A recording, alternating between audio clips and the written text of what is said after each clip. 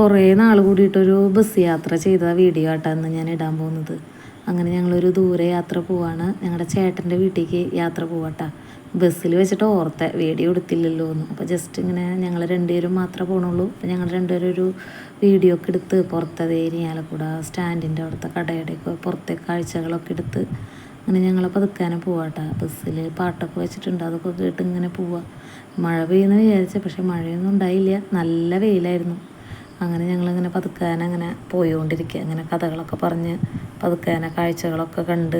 നമ്മൾ ടൂ വീലറുമ്മയാണ് പോവാറ്, പക്ഷേ ഒരു ചേഞ്ചിന് വേണ്ടി ബസ്സിന് പോയി. ഇപ്പോൾ മഴ പെയ്തെങ്കിലോ എന്ന് വെച്ചിട്ട് പോയതാ. അപ്പോൾ എന്തായാലും കാഴ്ചകളൊക്കെ കണ്ട്. മോളും അങ്ങനെ അധികം ബസ്സിലൊന്നും കയറിയിട്ടില്ല. അപ്പോൾ അവളിങ്ങനെ ഇതും തുട്ടാ എന്നൊക്കെ പറഞ്ഞിരിക്കുകയായിരുന്നു കേട്ടോ. അപ്പോൾ വണ്ടിയിലത്തെ ചേട്ടൻ അവൾക്കൊരു മിഠായി കൊടുത്തു. ആദ്യം അവൾ മേടിച്ചില്ല, പിന്നെ ഞാൻ അവളുടെ അടുത്ത് പറഞ്ഞു നീ വാങ്ങിച്ചോ എന്ന് പറഞ്ഞിട്ട് അവൾ വാങ്ങിച്ച് അത് കഴിച്ചു കേട്ടോ. ഒരു കുഞ്ഞു കഷ്ണം എനിക്കും തന്നു. എനിക്ക് തരില്ല എന്ന് വിചാരിച്ചേ, പക്ഷേ അവളൊരു കുഞ്ഞു കഷ്ണം എനിക്കും തന്നു. അപ്പോൾ എനിക്ക് സന്തോഷമായി.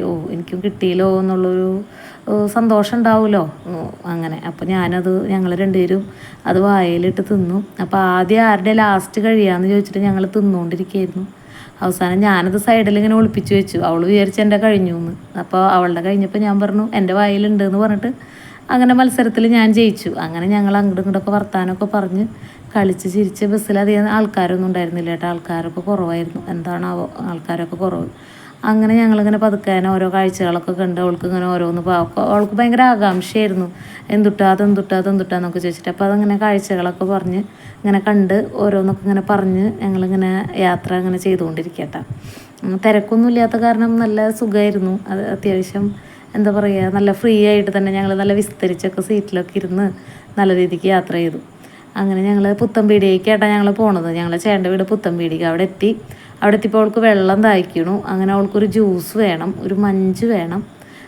ഒരു 5 മിനിറ്റത്തെ ദൂരമുള്ളൂ നടക്കാനായിട്ട്, പക്ഷെ ഇവളെന്നെ കൊണ്ട് പരമാവധി മുതലാക്കി.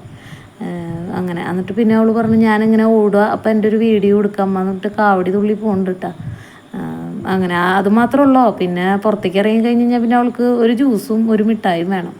അപ്പോൾ അത് കിട്ടിക്കഴിഞ്ഞാൽ അവൾക്കത് സന്തോഷമായി. അവൾ പിന്നെ അത് അങ്ങനെ അങ്ങോട്ട് പൊക്കോളും. അങ്ങനെ ഞങ്ങൾ അവിടെ എത്തിയിട്ടാണ്. അപ്പോൾ അവർക്കറിയില്ല ഞങ്ങൾ ബസ്സിനാണ് വരണേന്നുള്ളത്. വീട്ടിലുള്ള ചേട്ടനും ചേച്ചിക്കൊന്നും അറിയില്ല. ഞങ്ങൾ വണ്ടിയുമെന്ന് വിചാരിച്ചിട്ടാണ് ഇരുന്നത്. അപ്പോൾ അവർ ഇടയ്ക്കിടയ്ക്ക് വിളിച്ചു എത്തിയെന്ന് ചോദിച്ചിട്ട്. അവർക്ക് ഭക്ഷണം കഴിക്കാനാണേ 1:30 സമയം. അങ്ങനെ ഞങ്ങൾ അവിടെ എത്തിയിട്ടാണ്. അപ്പോൾ ഞാൻ ഫോണിൽ വീഡിയോ എടുത്ത് വരണേണ്ടപ്പോൾ അവർ വിചാരിച്ചത് എന്തുട്ടാണാവോ എന്ന്. അവർക്കറിയില്ല, ഞങ്ങൾക്കിങ്ങനെ ചാനലൊക്കെ ഉണ്ടെന്ന് അറിയില്ല. അങ്ങനെ അവരുടെ വീട്ടിലെത്തി. ചെന്നപ്പോൾ തന്നെ 1:30 ആയ കാരണം ഞങ്ങൾ വേഗം ഭക്ഷണം കഴിച്ചു. ഭക്ഷണമൊക്കെ കഴിച്ച് അങ്ങനെ കുറച്ച് നേരം വർത്താനമൊക്കെ പറഞ്ഞ് അങ്ങനെ. അപ്പോൾ അവരെ പുറത്തിരുന്ന് വർത്താനം പറഞ്ഞപ്പോൾ അവിടെ കുറേ ചെടികളൊക്കെ ഉണ്ട് കേട്ടോ ചേച്ചിക്ക്. കുറേ ഉണ്ടായിരുന്നു. കുറേ ശ്രദ്ധിക്കാണ്ട് കുറേ ഇങ്ങനെ നാശമായി പോയിട്ടാണ്. നല്ല ഭംഗിയുണ്ട് കാണാൻ.